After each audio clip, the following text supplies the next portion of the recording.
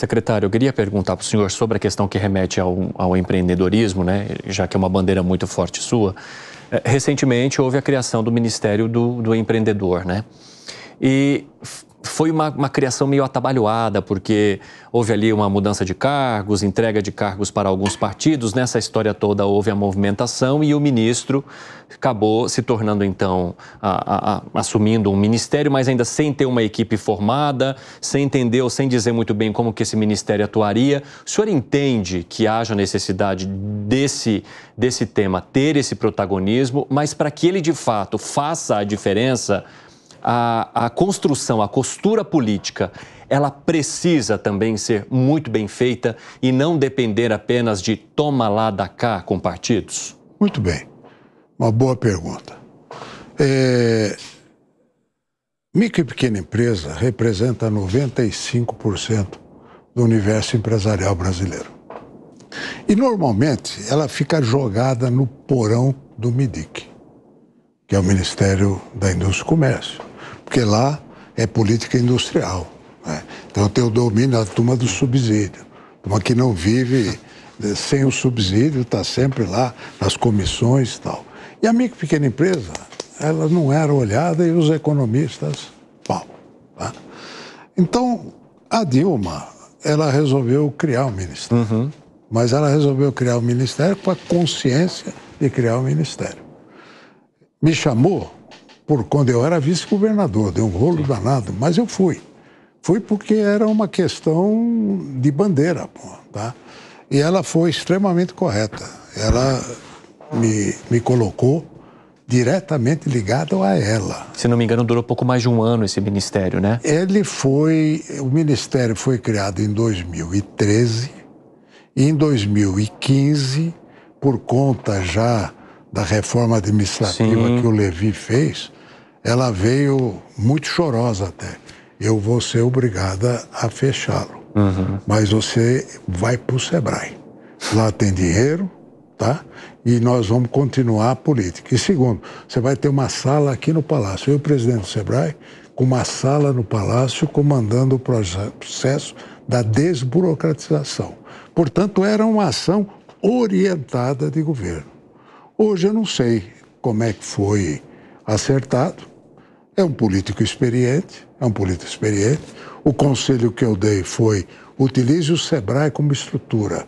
Não precisa criar outra estrutura. O Sebrae tem uma estrutura nacional com recursos que dá para poder fazer a política.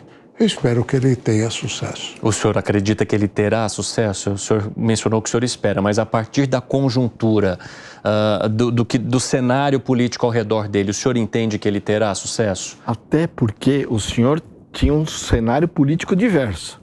A presidente te apoiando, com uma sala que, querendo ou não, lhe trazia o poder de estar próximo do presidente, coisa que não existe hoje. Hoje. Está abaixo de um vice-presidente, não tem relação direta, tem relação com o presidente, mas não é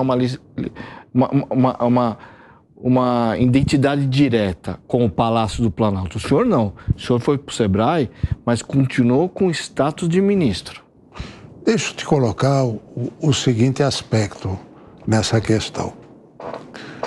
Tudo que eu consegui e conquistei foi por unanimidade no Congresso Nacional. A força da micro e pequena empresa está no Congresso, porque isso foi vendido através do tempo, da importância do pequeno na geração de emprego, na distribuição de renda. Então, hoje, de PT ao PSOL, se vota em conjunto em favor da micro e pequena empresa. Eu fui uma espécie de articulador desta ação, porque se eu dependesse do Ministério da Fazenda, tomava pau em todas. Tá? Então eu tinha... Quantas vezes o Congresso aprovou, o Ministério vetou e o Congresso foi lá e derrubou o veto. Portanto, o ambiente político em favor do pequeno empresário, ele é total.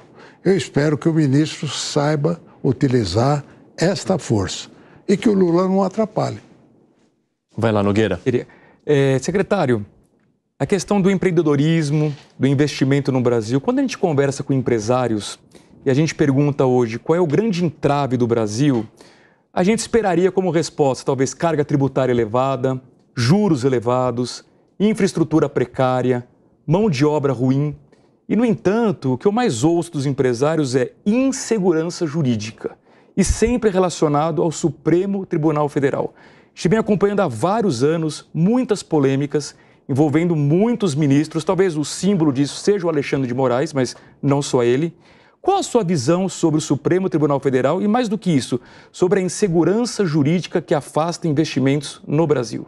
Bom, alguém já disse, eu não sei quem é o autor, mas eu sempre repeti que no Brasil até o passado é imprevisível. Malan. Né? Pedro Malan. Pedro Malan. Né? Não sei de que ele copiou. Mas é correto.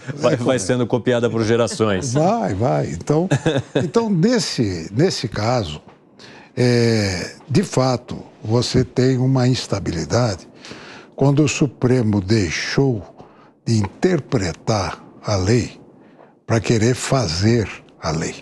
Né? Então isso gera uma insegurança muito grande.